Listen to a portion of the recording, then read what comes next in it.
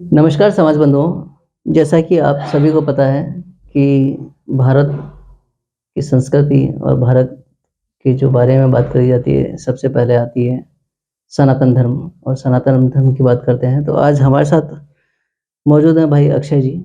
आप यूपी से हैं और आपने 12 ज्योतिर्लिंग पैदल यात्रा करने का एक बड़ा लक्ष्य बना रखा है और 12 में से करीबन इन्होंने 10 ज्योतिर्लिंग पैदल यात्रा में संपूर्ण कर लिए हैं और बाकी की 2 यात्राओं का लक्ष्य इनका भी है, जिसमें ये प्रयास कर रहे हैं, आगे कंटिन्यू जाने का। तो जानते हैं इनसे इस यात्रा के बारे में। नमस्कार। नमस्कार, जय श्री राम। जय श्री राम। कैसा लगा अभी तक का आपका सफ़र? और पहले तो ये बताएँ कि किस तरह से आपने इसके बारे में सोचा, शुरुआत करी, उसके बारे में थोड़ा-सा बताएँ? सभी को जय श्री महाकाल। बाबा की कृपा से इस 12 ज्योतिर्लिंग का करने का जो पैदल सौभाग्य प्राप्त हुआ है, जी, इससे धर्म के प्रति धार्मिक जितने भी बंधु अपने तो मिले हैं अभी तक, जी, और जो ज्ञान अभी तक प्राप्त हुआ है, जी, वो अविश्वसनीय है, अकल्पनीय है। और इसका कोई भाव दिल में तो नहीं था, जी, लेकिन बाबा ने ऐसा जागृत किया कि उनके दर्शन प्राप्त हुए और हम 12 ज्योतिर्लिंग के लिए निकल चुके। जी, और 16 महीने की मेरी अभी तक यात्रा हो गई है। 16 महीने का। 16 महीने हो गए हैं, ठीक है। जिसमें से 10 ज्योतिर्लिंग आज बाबा बैजनाथ जी, संपूर्ण हो गए हैं बिल्कुल। और 2 ज्योतिर्लिंग अभी बाकी हैं, आंध्र प्रदेश मल्लिकार्जुन और रामेश्वरम। मतलब पूरे भारत देश का आप हाँ, करीब पूरा भ्रमण हो चुका है आपका, हाँ, हाँ, जिसमें अभी तक मल्लिकार्जुन और रामेश्वरम बाकी है। बाकी है। 2 ज्योतिर्लिंग अभी तक आपके जी, बाकी हैं, 10 आपने कवर कर लिए। 10 कवर आज अपन हैं बाबा बैजनाथ बाबा बैद्यनाथ। झारखंड। एक्चुअल में विश्वकर्मा टुडे की टीम भी बाबा बैद्यनाथ के आज यहाँ आई है। से मुलाकात हुई अक्षय जी से, तो हमको लगा कि शायद कुछ ना कुछ एक ही जगह मिलना हमारे लिए संयोग की बात है कि बाबा के दर्शन भी हो जाएँगे और ज्योतिर्लिंग होने के बाद में, मतलब दर्शन होने के बाद में हम मिले, तो हमको लगा कि कुछ जानकारी जो इन्होंने ली है उसके बारे में हम भी ले लें और आप लोगों तक पहुँचाएँ।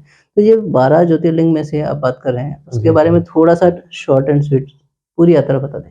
देखिए, पूरी यात्रा तो बहुत बड़ी हो जाएगी क्योंकि हम भी पूरा नहीं बताए, क्योंकि हमारे जो भाव हैं, जी। वो तो बताने बैठेंगे तो पता नहीं कितने ही समय लग नहीं, नहीं, जाएगा। पहले आपने कौन-सी करी, फिर कहाँ से पहला कहाँ? देखिए, हमने जो शुरुआत जो हमारा आदेश उठा हुआ है, जी, वो बाबा श्री महाकाल उज्जैन से उठा हुआ है। जी।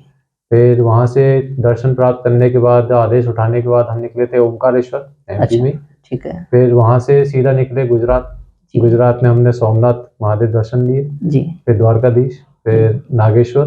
जी, नागेश्वर के बाद सीधा हम महाराष्ट्र के लिए निकल गए थे। जी, फिर हमने महाराष्ट्र त्र्यंबकेश्वर दर्शन दिए नासिक में, जी, फिर पुणे में भीमाशंकर। बिल्कुल। भीमाशंकर से हम आए संभाजी नगर, घृष्णेश्वर। कृष्णेश्वर जी। कृष्णेश्वर से प्रयागराज महाकुंभ चल रहा था, तो थोड़ा लालच रहता ही है जी, धर्म के प्रति बिल्कुल, बिल्कुल, कि इतना सबको प्राप्त हो रहा है, थोड़ा हमें भी प्राप्त हो जाए। बिल्कुल। तो फिर वहाँ से निकल आए प्रयागराज महाकुंभ के लिए। बहुत फिर बढ़िया। महाकुंभ आए, महाकुंभ स्नान लिया। जी, स्नान के बाद फिर वहाँ से निकले थे सीधा काशी। जी, काशी महादेव दर्शन लिए विश्वनाथ के। जी, फिर वहाँ से सीधा निकले केदारनाथ। केदारनाथ दर्शन प्राप्त किए, अच्छे से दर्शन भी प्राप्त हुए, डोली में जाने का सौभाग्य प्राप्त हुआ, जो अच्छा, बचपन से एक इच्छा थी, बिल्कुल, वो भी मिल गई। बहुत फिर बढ़िया। वहाँ से अयोध्या जी होते हुए फिर सीधा निकले थे नेपाल, पशुपतिनाथ। जी, 12 ज्योतिर्लिंग में पशुपतिनाथ नहीं नहीं, आते नहीं हैं, आता है। परंतु 12 ज्योतिर्लिंग की यात्रा तभी संपूर्ण मानी जाती है जब पशुपतिनाथ के दर्शन कर लिए जाते हैं।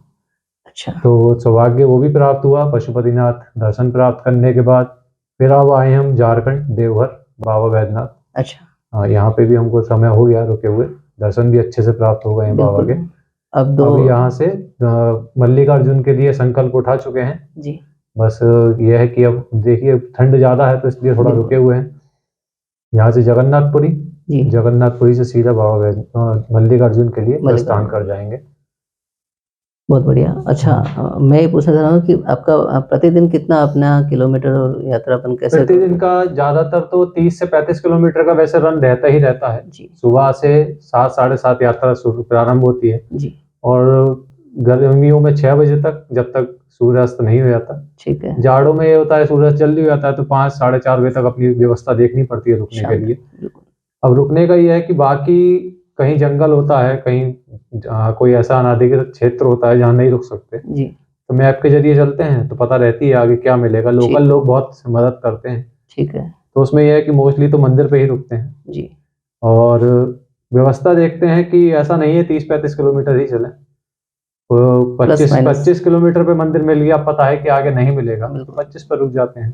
जी, कभी 45 भी चलना पड़ता है। बिल्कुल। मतलब डेली का रूटीन आपने बना रखा है और हाँ, आगे डेली से का रूटीन बहुत बना बढ़िया। रहता है। अच्छा लगा अक्षय जी आपसे मुलाकात करके। जी, आज बहुत मैंने भी 6 ज्योतिर्लिंग कंप्लीट किए हैं बहुत और आनंद आज ये 7वां ज्योतिर्लिंग का है बहुत आनंद है। और हो सकता है काशी भी कल हम कर हाँ, लें, बिल्कुल, बिल्कुल। तो 8 ज्योतिर्लिंग हमारी भी हो जाएँगी। बस संपूर्ण ये है जी। कि आपकी तरह हिम्मत नहीं हो पाती कि पैदल यात्रा कर देखिए, पाएँ। मैं तो आपको पहले ही कहा था कि जी, बाबा जिसको जैसे बुलाएगा उसको वैसे ही आना पड़ेगा। अगर वो लेट के बुलाएगा कि लेट के आ, तो तुझे लेट के ही आना पड़ेगा। जी बिल्कुल।